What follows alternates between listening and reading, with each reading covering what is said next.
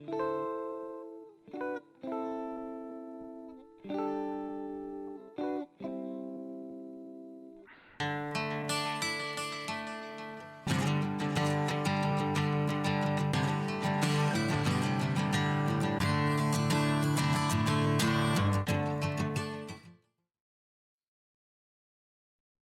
back to Grump's Barn, where today we got the Defender back in here. Now, this isn't the only job I've been doing lately on this thing. In fact, I'll show you. I have actually, in recent weeks, although I didn't bother filming any of it because it's pretty dull really, I've been round, repainted the rear cross member, treated bits of rust all around the place. Everything was looking a bit tatty. Hang on. Ooh. And the same with the front. The front bumper was looking pretty shit. As was the bull bar. So it's all been treated and painted. Still looks shit, but this is all black shit now. And while I was at it just recently, I had to replace the headlamps. Both of them. This one on the driver's side had an inch of water sitting inside the bowl. It just completely let go. In fact, oh no, that's the good one. What was the state of that? That one's actually got the rim still there. Ah, here we go. This is the one I removed from the driver's side. As you see, there's no rim, it just fell to pieces. And this glass, I'll just lift it here. As you see, the glass was no longer attached. So I thought I treated some new ones, seeing as it had been nearly 30 years. Right, now to get on with today's job, clutch master cylinder's leaking. I went out on a 200-mile round trip to the local hospital, got about 6 miles from here, and the clutch suddenly started biting about half an inch from the floor. So I did what anyone would do with a Land Rover. I drove it another 80 miles before I managed to find a garage that sold brake fluid, so I could top it up, and thankfully that was enough to keep it going. The fluid has been leaking out quite nicely down the side of the pedal, but it's been doing it very, very, very slowly, which is why I hadn't noticed. In fact, you can't even really see it. There's a bit of a damp spot just there. There's a bit of crap on my hand there from it. Yeah, it's slowly dripping out. So that needs changing. The first thing I'm going to do for this is remove this sound deadening. Hopefully I won't need to remove the top part. I can't remember, it's been so many years. There's 6 bolts in here that hold the clutch cage in place. Hang on, I'll show you. This is the clutch pedal box. This here, that's the clutch master cylinder reservoir. And you can see there, that's one of the 6 bolts that's holding it in place. 3 on each side. They all need to come out. I'm also going to have to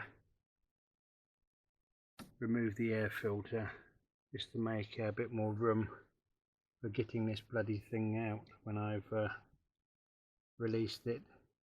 The only other thing I've got to do is disconnect this here, which is the clutch fluid.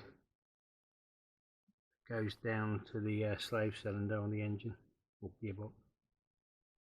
Right, let's start getting a few things off this. Right, that's the airbox off. It was a pain getting this bottom connector undone. I just undid it at the wing. because the actual connector right underneath it here is a complete twat to get to. And obviously you have to take off the hose at the back as well, the big one there. Right, now I'm getting inside. Find those 6 screws. Oh, well, I'll disconnect the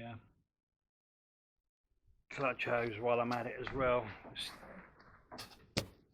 This one here. Disconnect this now as well.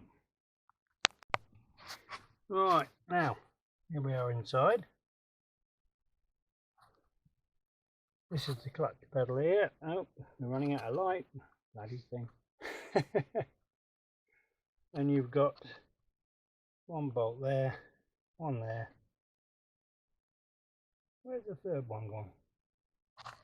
Or is it down there? No, it's down there. There's the third one. 1, 2, 3. But I had to take off. There's a metal strip that sits underneath here. Got 4 very small screws holding it in. You have to take that off to get to those top bolts. Otherwise you just can't get to them. Alright, get them unbolted. Now comes the fun bit. Got the 6 bolts out. That is loose. Now I've got to pull it out and then twist it through about 90 degrees to get the end of the pedal out. That is going to be great fun. Much hilarity will ensue, I'm sure. Alright, let's see if we can get this fucker out of here. Well, there we go, one pedal box off. And of course I didn't swear once when I was doing that. Many fucking thousands of times, but not once.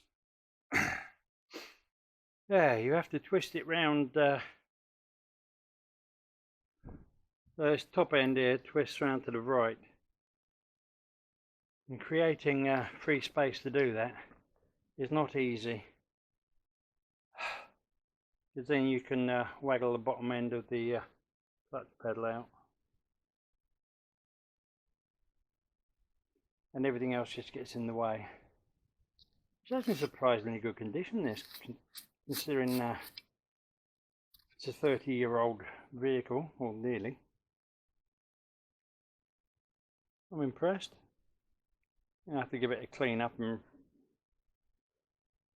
dab of paint here and there. Anyway, that's not for now. Now I need to get this top cover off so I can get everything disconnected. There we go.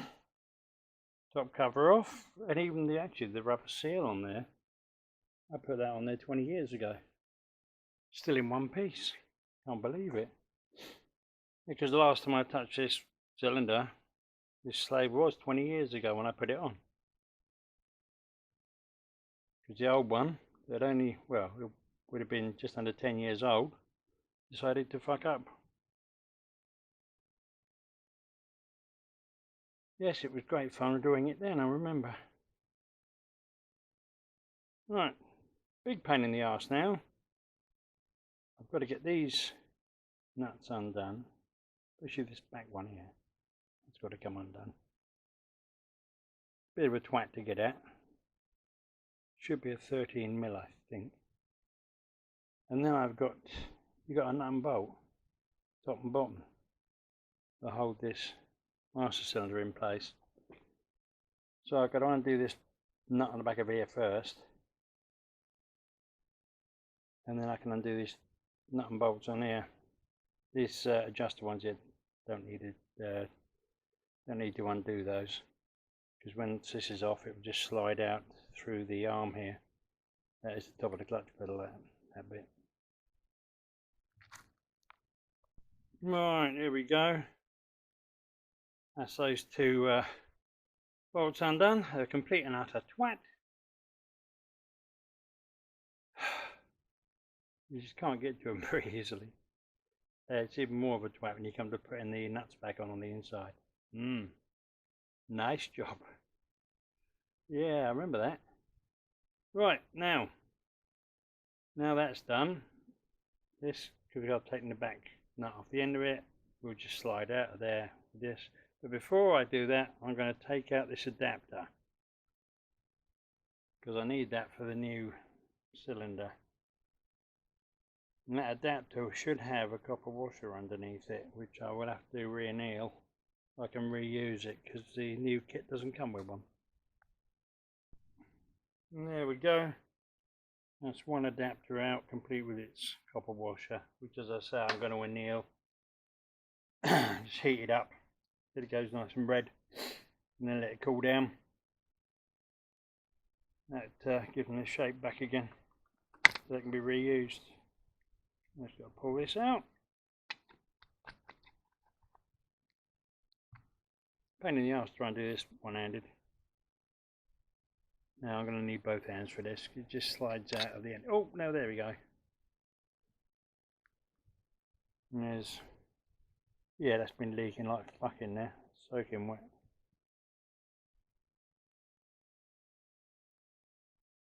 Alright. I think I might have to find some new adjuster screws. Nuts. Because these two look a bit shagged. I don't think the new one comes with any. Well, I've got plenty hanging around. Pretty standard metric thread. Right. Oh. Let's get this thing cleaned up as well. Give it a good wash down and clean up. I think I'm going to chuck some more paint on it.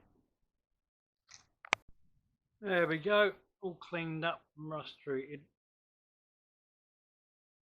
And I've also done the same down in there. Cleaned it all up and rust treated it. There isn't bugger all rust really, it's just very, very minor surface rust under there, which is quite amazing. But now this, well, tomorrow will be nice and black. And I'll just chuck a quick coat of paint over it to protect it again. That's not bad at all. I'm surprised, I've seen in far worse condition in far newer vehicles. Right, that's it for today. Can't do anything until tomorrow now. I'll wait for that to set off, and then I've got to paint everything. But then I can start putting it back together again. Right, well, after a lot of fighting with nuts and bolts, she's bolted back in, the adapter's back on, and it's all adjusted up for now. You must leave a gap between this arm and these lock nuts over a couple of mil or so, so that you, when you push your clutch pedal down, there's a slight gap between it going down and actually hitting that and operating the clutch. If you set it too high up, then you're going to have lots of pressure going through here into your master cylinder the whole time, and you can do a lot of damage that way. Yep, that's set up and ready to go back in. Deep joy. Well, there we go, it's now back in the car and connected up. Still got to bleed it. Might have to make some final adjustments to it, I don't know yet, because I'm not doing that till later. So I've run out of light, and although that is perfect there, it's actually pitch black in here, pretty much. If I try and show you the inside of the car, you'll see nothing at all.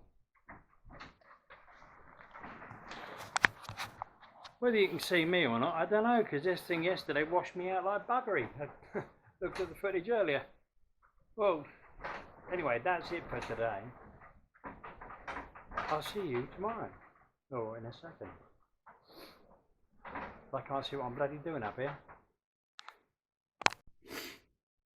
Well, there we go. That's that all bled up. Very easy to bleed.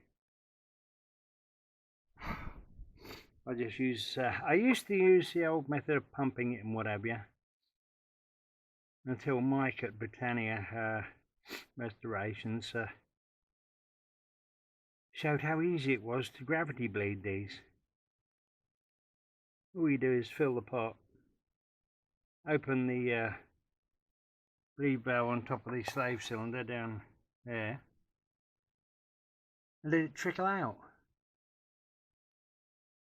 And when it gets down to about a quarter of a pot, close it up, fill it back up, open it again, let it trickle out again. Just do that a couple of times. Line it up and you're done. Nicely bled. No fuss at all.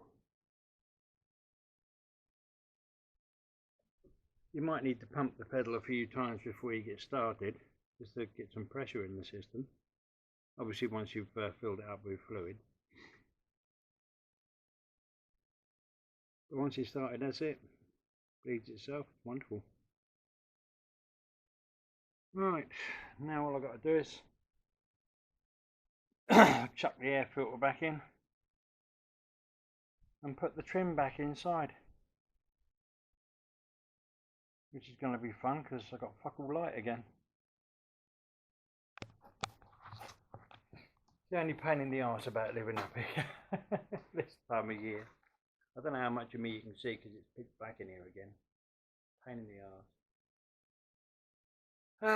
Yeah, well, I'm going to leave it there because you don't need to see the rest of it.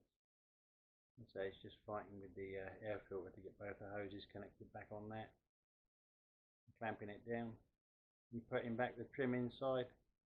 That's it, it's all done for all intents and purposes. Alright, well thanks for watching guys, and I'll see you all again soon. Bye.